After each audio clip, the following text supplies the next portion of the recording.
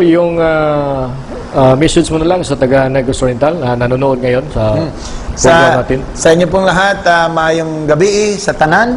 At daghang salamat din po, Sir Neil, for this opportunity na makasama dito sa Interactive, makapag-share.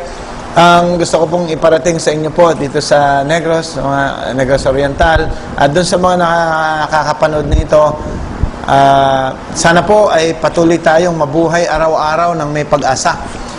Patuloy tayong mabuhay araw-araw ng may pagmamahal sa bayan at sa ating kapwa. Patuloy po tayong magmalasakit at lumapit sa mga tao nangangailangan. At huwag po tayong magpaloko kung sino mang mga leader o ano. At tayo po yung maging matalino na sa ating desisyon. Tayo po yung maging independent sa ating pagano. Hindi po dahil kaibigan, hindi po dahil sa trabaho, hindi po dahil sa binayaran o ang boto. Magtulong-tulong po tayo.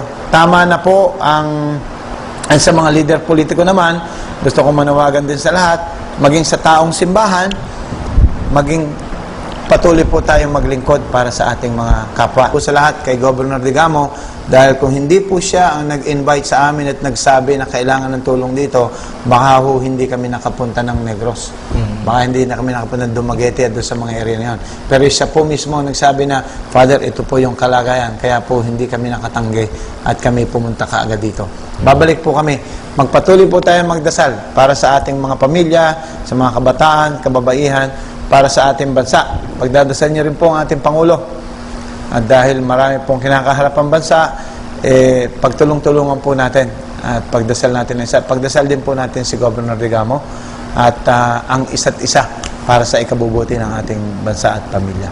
Sa inyo po mga taga-Negros, mabuhay po kayo at ang Ginoo, ang sana, ang laging pumatnubay po sa inyo, tumulong, gumabay, at huwag po kayong mawawalan ng pag-asa.